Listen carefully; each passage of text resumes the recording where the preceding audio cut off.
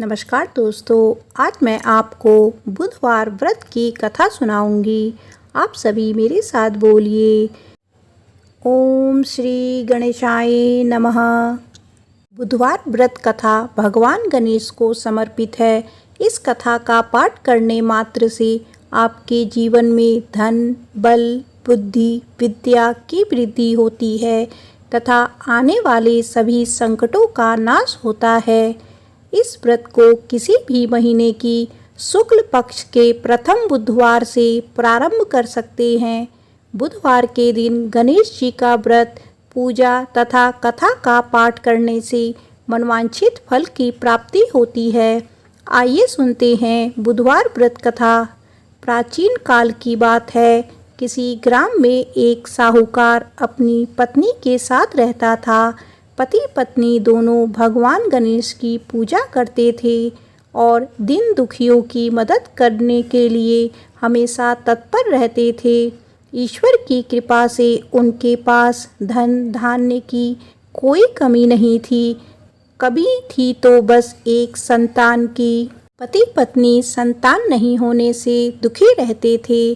गांव वाले संतान ना होने की वजह से उन्हें हमेशा ताने सुनाते थे, पर साहूकार और उनकी पत्नी को ईश्वर पर पूर्ण विश्वास था।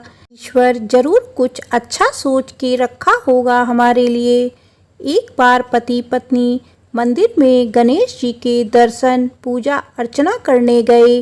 जब वह पूजा करके बाहर आए तो उन्होंने देखा कि एक बालक मंदिर की सीढ़ियों पर बैठकर रो रहा है। उसके पास किसी को ना देखकर पति पत्नी दोनों बालक के पास गए।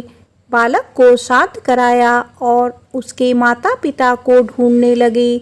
जब उस बालक के माता पिता पति पत्नी को नहीं मिले तो वो बच्चे को लेकर मंदिर के पुजारी के पास गए और उन्होंने पुजारी से बोला, ये बच्चा हमें रोते हुए मंदिर के बाहर मिला है, क्या आप इसके माता पिता को जानते हैं? पुजारी ने कहा, नहीं। अब पति पत्नी और पुजारी तीनों लोग बालक के माता पिता को ढूंढने लगे।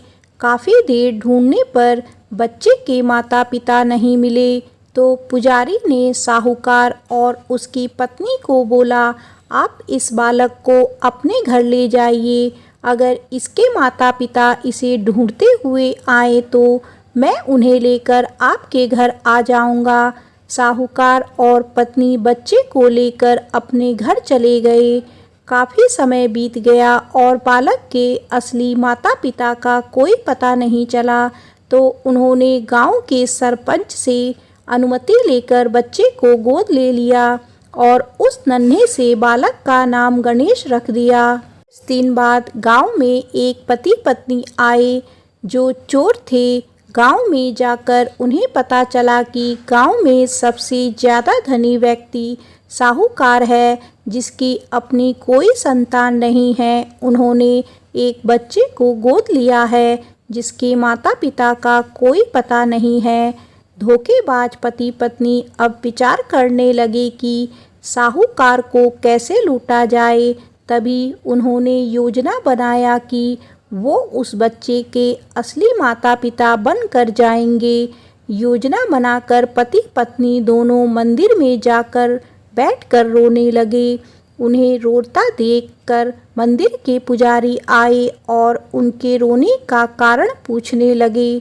पति पत्नी ने बताया कि आज से 4 साल पहले इसी मंदिर में हमारा बच्चा खो गया था। उसे ही याद करके हम रो रहे हैं। तब से हम अपने बच्चे को अलग अलग जगह खोज रहे हैं पर वह हमें कहीं नहीं मिला। पुजारी जी ने बोला, एक बालक है जो उन्हें 4 साल पहले मंदिर की सीढ़ियों पर मिला था। शायद वह आपका ही पुत्र हो। वह बालक गांव के साहूकार के घर पर है। आप लोग मेरे साथ चलिए, मैं आपसे आपके पुत्र को मिलवाता हूँ। इतना कहकर पुजारी उन दोनों पति पत्नी को लेकर साहूकार के घर चल दिए। वहां जाकर पुजारी जी ने साहूकार को बताया कि गणेश के असली माता पिता मिल गए हैं और वह गणेश को लेने आए हैं। यह सुनते ही साहूकार और उसकी पत्नी दोनों बहुत दुखी हुए, लेकिन उन्होंने गणेश को उसके असली माता पिता को सौंपने के लिए तैयार हो गए। शाम का वक्त था। साहूकार ने उन दोनों पति पत्नी से बोला, आप लोग आज विश्राम करें और कल प्रातःकाल होते ही निकल जाइएगा। यह सुनते ही पति पत्नी दोनों खुश हो गए, क्योंकि उन्हें चोरी करने का मौका मिल गया था। रात्रि को जब साहूकार और उसकी पत्नी सोने चले गए तो दोनों पति पत्नी उठे और चोरी करने के लिए तिजोरी को तोड़ने लगे। आवाज़ सुनकर घर का नौकर जग गया और उसने जाकर देखा तो वही पति पत्नी थे जो खुद को गणेश का माता पिता बता रहे थे। नौकर ने कमरे का दरवाज़ा बाहर से बंद कर दिया और तेजी से मालिक को बुलाने लगा। आवाज़ सुनकर साहूकार और उसकी पत्नी दौड़ते हुए आए और चिल्लाने का कारण पूछने लगे। चोर ने बताया कि ये दोनों पति पत्नी तिजोरी से चोरी कर रहे थे। यह सब देखकर वह समझ गए कि ये दोनों गणेश के माता पिता नहीं, चोर है। साहूकार ने गणेश को देने से मना कर दिया और बोले कि चले जाओ यहाँ से। पर उन दोनों धोखेबाज पति पत्नी ने निर्णय किया कि वो अब गणेश को अपने साथ ले जाकर रहेंगे।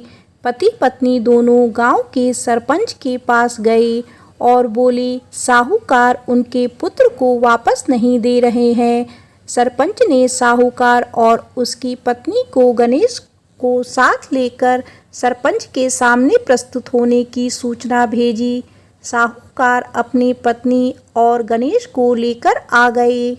सरपंच जी ने फैसला किया कि साहूकार की पत्नी तथा दूसरी औरत जो गणेश को अपना पुत्र बोल रही थी, उन्हें सूर्य देवता के सामने अपना आंचल फैला के खड़े हो जाना है। जिसके भी आंचल से गणेश के मुंह से दूध जाएगा, गणेश उनका पुत्र कहलाएगा। दोनों औरतें अपना आंचल सूर्य देव के सामने फैला के खड़ी हो गई और प्रार्थना करने लगी।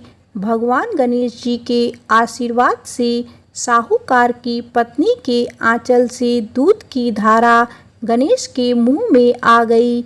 यह देखकर साहूकार और उसकी पत्नी बहुत खुश हुई और सरपंच के गणेश को साहूकार को सौंप दिया। वहां खड़े सभी लोग गणेश जी की जय जयकार करने लगे।